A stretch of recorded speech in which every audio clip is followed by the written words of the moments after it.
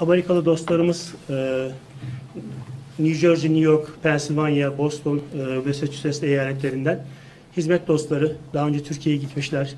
Hizmetimizi biliyorlar. Burada şu anda bizim Amerikalı dostlarımızla birlikte bizim arkadaşlarımızla beraber 2 günlük bir çalışma yapmak istiyoruz, yapıyorduk. Hizmetin şu andaki durumunu değerlendirme, gelecekle alakalı acaba neler yapabilir, hizmetimizin ihtiyaçları nedir? Allah razı olsun. Ben sizin canlılığınız, aktiviteniz ölçüsünde size iştirak edemiyorum. Rahatsızım. Mazur görürsünüz inşallah. Efendim, geçmiş dönemlerde zat-ı halinizin tavsiye ve yönlendirmeleriyle Türkiye'de barış ve diyalog meltemleri esmeye başlamış, çok güzel bir atmosfer oluşmuştu. Dünyaya açıldığımız şu günlerde barış ve diyalog adına ilave etmek istediğiniz hususları lütfeder misiniz? Estağfurullah. Onların aklı benimkinden daha iyi yeter yapılacak şeylere. Fakat yani dün nasıl idiysek bugün de öyle davranmalıyız. Belki bazı sıkıntılar var. Bazı insafsız insanların insafsızlığına maruz kalıyoruz. Fakat her şeye rağmen kendi insani değerlerimizi muhafaza etmemiz lazım. Biz olarak kalmamız lazım her şeye rağmen. Evet, bazen kaybetme olabilir, bazen kazanma olabilir. Evet, dün Cenab-ı Hak lütfetti, dünyanın dört bir yanına açılma gibi kazanımlar oldu. Her yerde alkış topladınız.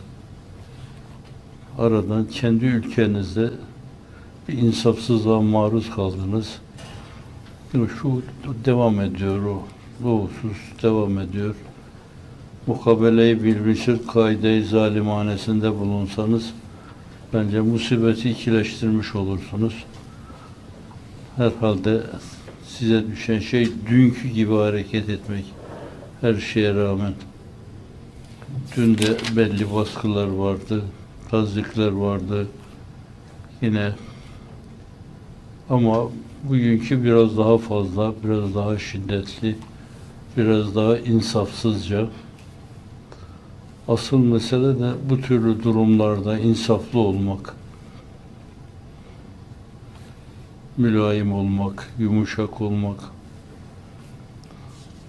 Zannediyorum biz olarak hep aynen kalmalıyız. Kanaat-ı acizanemce. Cumhuriyetçilerle demokratlar arasında küçük şey. Bunlar bizde olduğu gibi öyle zannediyorum kıyıma mıyıma gidecek halleri yok. Evet. Öteden beri bildiğimiz şey kıyamen tanıyoruz yani. Kennedy'lerden bu yana tanıyoruz. Hep insanca davrandılar. Biz buraya gelip görüştüğümüz zaman insanca davrandılar. Amerika zannediyorum olduğu gibi kalır yani. Türkiye gibi olmaz. Şu andaki Türkiye gibi olmaz. Efendim dostlarımız hep zamanında Türkiye'ye gitmiş dostlarımız. O Türkiye kapıları açıkken giden dostlarımızdır. O ev yemeklerini, evlerde insanlarla buluşmayı unutamamışlar. Hep bunu da söylüyorlar. Burada da evlerinizi bizlere açıyorsunuz diyorlar. Öyle bir intiba bırakmışsa bizimkiler, evet, milletimiz adına seviniriz. Elhamdülillah. Evet. Kusura bakmayın. Baştan göremedim ben, kusura bakmayın. Çok misafirperverlik gösterdiler. Onlara çok teşekkür ediyorum.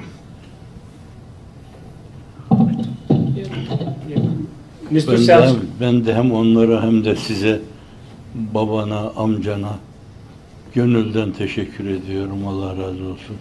Sergiledikleri gerçek insanlığa defaatle şahit oldum. Evlerinde kaldım, arandığım dönemde himaye gördüm. En derin insanlığa şahit oldum. Bunlar. You have honored us. Şeref aldık. Sahabede teşrif etmişlerdi, daha önce görüşmüştük. You've been here before. Many visitors today.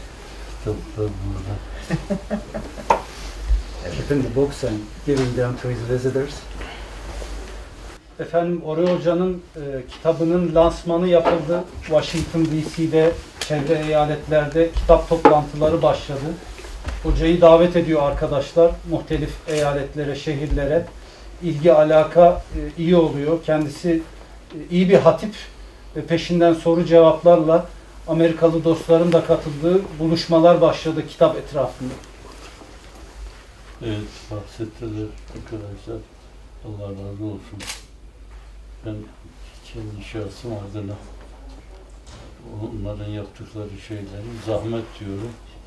Fakat onlar centilmenlikleri esasen kendilerine yakışır şeyi yapıyorlar.